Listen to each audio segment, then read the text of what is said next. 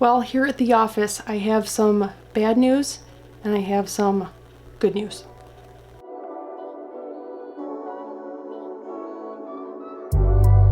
Well, welcome back to the small scape. Today, yes, all right, I'm gonna start off with the bad news. This is my office tank. As a lot of you maybe know, this is where I have Bob the Betta. Clear Bob or Bob. And I lost Bob. I've had him for like 2 years. He's always been my coworker since I've been working from home. And I lost him on January 6th. So I'm super sad about it. He was like the best little water puppy. He was so sweet. He reminded me of my Chihuahua Berbert. And that's all I'm gonna say about it because I don't wanna talk about it. You know how it is. Okay, so I'm gonna move on to the good news. So what do you do when you get sad? You get yourself a baby Betta.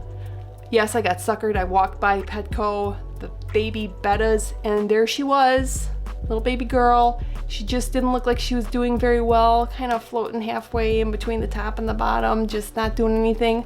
So I decided to save her and give her a little bit of time to have a nice life in a nice tank. Well, she's doing great. Hopefully she pulls through. Fingers crossed. She's adorable. She's super tiny, and her name is Peanut. I named her Peanut because she's really tiny. She's cute. I think you're gonna love her. You're gonna meet her right away. She's already in the tank, but the point of this video is, well, I have to update the tank. I took out some plants that weren't looking so good because I didn't want to change anything with Bob. I didn't want to add plants, take out plants. I didn't want anything to chance Bob. This tank needs a little bit of an update, especially since she's so tiny. I want to give her a lot of cover and make her really comfortable and happy and all that good stuff. But what I'm also going to do is something that's been on my bucket list is to set up a tank with only Anubias. All different kinds of Anubias. Not that many because it's only a 5-gallon, but yeah, so that's what we're going to do. I figured I would video it and see how you guys like it. Now what's really funny is I had no idea all the troubles I would go through, but the tank worked out in the end all fine.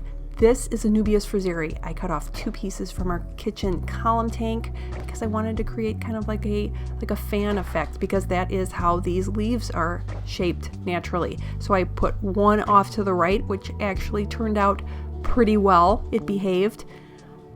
The second one didn't work out so well, and that leads me to mistake number 2, which is I didn't remove the cover. It's part of the tank. It has a half of a lid. It's meant for aquaponics, and I should have just taken the time to remove it. I didn't.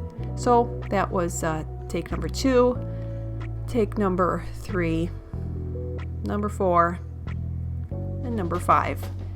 And then I just basically abandoned it. I moved on to the Anubias Nana, which that's exactly where I wanted it, and I sometimes hold plants up outside of the scape and kind of line it up and see how I'm going to like it. I wanted it going along the trunk of the tree.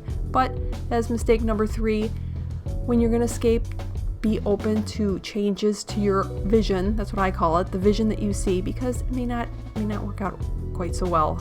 Because of, for example, for this particular plant had a lot of roots that were keeping it from attaching. It eventually did somewhat attach. And then I moved on to in front of this rock because I decided to keep this little tiny crypt.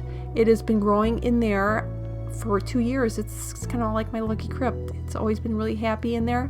I wanted to leave it there, but, well, mistake number 4, I really did start to lose my time and my patience as I went through many more takes with this guy too.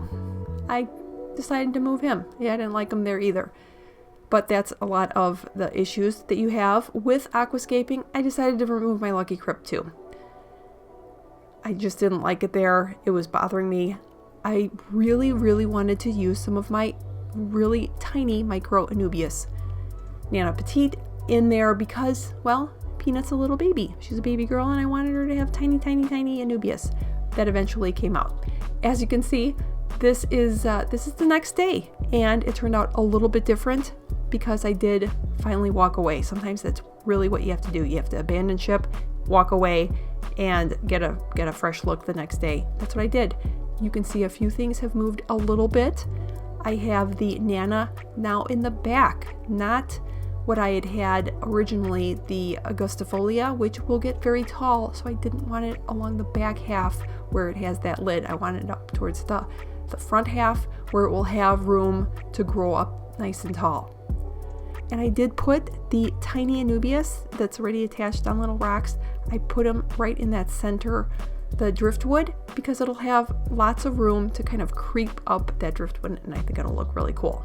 But I really do like how it turned out. I think it's a great little Betta tank, especially for a little baby. It gives her lots of cover and lots of roaming space underneath those little bridges that driftwood creates. I know Bob always liked it, and yeah, I like how it turned out. Hopefully these tips will help you as you aquascape, and just know, try again, and it's always best if you do this ahead of time before you have your fish.